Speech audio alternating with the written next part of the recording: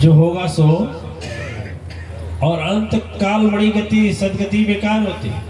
एक बार की बात थी, आप लोगों से बताया हूँ कि नहीं, कि थाईलैंड की धरती पर हम प्रवचन करके आ रहे थे। संध्या हो चुकी थी, बहुत तेजी से कदम बढ़ रहा था। तब तक पीछे से एक मोटरसाइकिल वाला आया, ब्रेक मारा और ब्रेक मार करके बोला, का हो गुरुजी, हो गई लुटाई, लूट लिया लो, कितना मिला? हम कुछ नहीं बोले। द्वितीय अश्वमेध यज्ञ के लिए गए थे। हमने कहा कि उसको दिया जो उपदेश पत्र था पढ़ने के लिए। उपदेश पत्र जब पढ़ा तो कहा, अरे ऐसा ऐसा हम बहुत देखे, बहुत पढ़े। अरे खा लो, पी लो, मौज उड़ा लो, ऐश कर लो, दुनिया में क्या रखे। ये ढोंग पाखंड 420 में धन खर्च करने जाए, आप लोगों का काम ही यही है। बहुत देखे, 5 पैसा हम नहीं दे सकते। शरीर मिली है भोग भोगने के लिए। दिव्यात्माएं, उसकी वाणी को सारा मैं सुन लिया, कुछ बोला नहीं। जग बीत गई, समय चला गया, हम उस शब्द को भूल भी गए। लेकिन 3 साल, ठीक उसके 3 साल बाद एक दंपति माता पिता 28 वर्ष की अपने बच्चे को लेकर आए और उस पार आश्रम में सुला दिए थे। बच्चा सोया नहीं था, जगह था, लेकिन सरकार सारे डॉक्टर उसको जवाब दे चुके थे। पैसे से जो सुरा सुंदरी की वृत्ति, उसकी दुर्व्यसन था, धर्म में न खर्च करके सुख भोग में खर्चा किया। एक ही जवाब बोलता था जो महान पुण्य आत्मा जी ने कहा, जो होगा देखा जाएगा, काल चल देखा जाएगा। कल कौन देखा है, चल। स्थिति ऐसी आ गई कि जब सुलाया गया, उसके पास हम पहुंचे। हम तो उसके चेहरे को नहीं पहचान सके, लेकिन उसके दिमाग में वह उस 27 जनवरी का वह संध्या उसे दिमाग में आ गया। और दोनों हाथ जोड़ा, कहा, गुरुजी क्षमा कर। एड्स की बीमारी अपने ऐसे चौथे चरण पर पहुंच चुकी थी कि जो बोल रहा था देखा जाएगा, जब देखने की गति आई तो आंख में आंसू था, शरीर में तड़पन था। और मैं सोचा कि तड़प करके यदि यही मर जाएगा तो एक बेइज्जती और अपमान होगा ना। हमने कहा, एक काम कर, जल्दी लेकर जाइए। माता पिता रोने लगे, गुरुजी आपके यहाँ से तो लोग ठीक हुए। हमने कहा, लोग ठीक हुए। हम कहे अब शरीर छोड़ने वाला है तो इस व्यक्ति को हम क्या जवाब दें। लेकिन मैं इतना जरूर कहा कि बच्चा जाओ, तुम कुछ घंटे के मेहमान हो, लेकिन एक शब्द याद करके जाना, जो यह सोचकर जीवन बिताता है कि जो होगा देखा जाएगा, उसको देखने के लिए न सामर्थ्य रहती है, न ताकत रहता है, न वक्त। हम समझते हमारे आश्रम से जाने के बाद वह घर तक नहीं पहुंचा होगा कि शरीर छूट गई। दिव्य आत्माएं ऐसे हालात में भी जीवन जीना मूर्खता है, अज्ञानता है कि जो होगा सो देखा जाएगा। और जो जीव इस प्रकार से जीवन जीता है, वह जीव ही रहता है।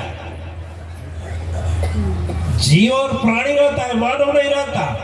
मानव विवेकशील प्राणी होता है, उसे सोचना चाहिए। और शंका में जीने वाला व्यक्ति, देखिए, जो शंका में जीता है, इसके जब भगवान हो भाई, सही बात है, सारे दुख की सजा पा रहे हैं, हम भी मिलेगा। वो अपना रास्ता खोजता है। कहने को कहा जाता है कि यदि नदी में तूफान आवे, उसके पहले व्यवस्था नहीं करेगा आदमी, तो तूफान आ जाएगा तो व्यवस्था क्या करेगा। इसलिए तीसरी मछली का जो सोच था, महाराज जी ने बताए कि तीसरी मछली का जो सोच है, वही सोच से जीवन बिताओ। ज्यादा भुलाओ मत संसार में। अब जब ज्यादा भूल जाओगे और फूल जाओगे तो ऐसे पचकोगे कि फिर फूलने लायक रहोगे न भूलने लायक रहोगे। दिव्य आत्माएं, एक जय घोष आदि शक्ति पुराण में एक जय घोष आता है कि जागो जागो दुनिया वालों तुझे जगाने आया हूं। एक और आता है तुम हो कौन कहां से आया सदगुरु बिना समझ नहीं पाया। सदगुरु बिना समझ में नहीं आता। अज्ञानी अभिमानी विज्ञानी तीनों तर्क के मद से तर्क को काटा जा सकता है और तर्क के मद से सत्य को क्रॉस करते हैं, लेकिन अंत में ऐसा होता है कि सत्य ही विजय होता है। सत्य की ही विजय होती है ना। यदि शासन सत्ता में अपनी पहुंच है और असत्य वाला क्षण भर के लिए विजय यदि हो गया तो भी कहा जाता है कि ऐसा विश्वनियंता का दरबार है, यहां से तो बच सकता है लेकिन वहां से कभी नहीं बच सकता, कभी नहीं बच सकता। दिव्य आत्माएं, श्रृंगी महाराज के गांव के बगल में, गांव ही में की बगल की घटना है। एक कोई थे उनके रिश्तेदार, पश्चिम बंगाल में दरोगा थे। क्या थे? एसआई थे, एक ही एसएसआई थे। रिटायरमेंट होकर के आ गए घर पे। चौथे पन में तकलीफ हुआ शरीर में, डॉक्टर ने जवाब दे दिया और जब सोते थे तो एक ही बात कहते थे कि मुझे गाय सींग मार रही है। चिल्लाते थे मैं चल रहा हूं, बचाओ बचाओ। तो लोगों ने सोचा कि लग रहा है ना कि इनको कोई ऊपर ही नहीं होता है भावना कि जला कौन रहा है। तो डॉक्टर जब था ही नहीं पा रहा है तो लोगों ने कहा कि ठीक है थोड़ा गुरुजी के पास ले जाओ, कुछ तो राहत मिलेगा। मेरे पास लेकर आए, लेकिन तब तक अभिमान चकनाचूर हो गया था।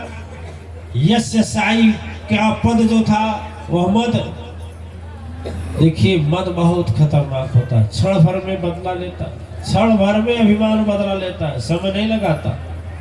आए मेरे पास, रोने लगे, बोले गुरुजी किसी तरह से मुक्ति दिला दीजिए, शरीर छूट जाए। लेकिन शरीर भी नहीं छूटता है, चाहने के बाद भी नहीं छूटता है। हम कुछ गतिविधि पर जब विचार किए तो कई अपराधों में उनका यह अपराध था कि एक ट्रक भरा बैल गौ माता को छोड़ दिए थे। किसके बल से? पैसा के बल से। डिप्टी पर रहते हुए भी जब छोड़ दिए थे अवैध ढंग से, और वह जो गाय काटी गई थी, वह गाय जब इनको पीड़ा होता था, प्राण पीड़ा, तो वही गाय सींग से मारती थी और चिल्लाते थे कि मुझे बचाओ गाय मार रही है, मुझे बचाओ गाय मार रही है, मुझे बचाओ गाय मार रही है। ठीक है। फिर उसके बाद जो बोल रहे थे आग में जला रहा है, आग में जला रहा है। हमने कहा कि बताइए कोई ऐसा काम किए? बोले हाँ गुरुजी किया। और उन्होंने क्या किया था कि दहेज की लालच से किसी ने अपने बहू को जला दिया कि दूसरी शादी कर देंगे। वो गरीब घर की थी, शादी हो गई लेकिन दहेज के लिए जला दिया। और जलाने के बाद क्या बोला कि चलो हम समझ लेंगे, गरीब आदमी थे बेचारे, सब नहीं कुछ कर पाए। और वह गया एसएसआई साहब को 20,000 रुपया, उस जमाने का 20,000 दिया। और उन्होंने अपना कैसे करके, उस जमाने में पुलिस का रिपोर्ट ही साबुत मान लिया जाता था, अब तो नहीं, लेकिन पहले मान लिया जाता था उनके समय में। 20,000 रुपए लिए और वह अपराधी सजा काटने से बच गया। वही जिस तरह से वो बच्ची आग में जली थी, वही आग की लपट इनको लगती थी, तो बोलते थे बचाओ बचाओ बचाओ मुझे, बचाओ मुझे, कोई जला रहा है। दिव्यात्मा आदि जैसे महाराज जी बताए, तीसरी मछली नहीं, थोड़ा सोचे होते ना कि संसार में, सोचे होते कि संसार में कोई अद्वितीय शक्ति सत्ता है, अद्वितीय शक्ति सत्ता है जिसके सहारे चल रहा है। लेकिन उस समय जब स्टार लगा था और एक पद मिल गया था, तो यही लग रहा था कि जो कुछ हूं मैं ही हूं, दूसरा नहीं है। लेकिन समय का चक्र, दिव्य आत्माएं, समय का चक्र ऐसा चलता है कि समय का चक्र किसी को छोड़ता नहीं है। आज का समय है, आज के समय में विष्णुता परम शक्ति सत्ता हम और आप से एक धर्म और सत्य का कार्य करना चाहती है। इसलिए आगे बढ़े और धर्म और सत्य की स्थापना में सब लोग एक कदम से कदम मिला करके एक स्वर में बोल दें, बोल साचे दरबार की।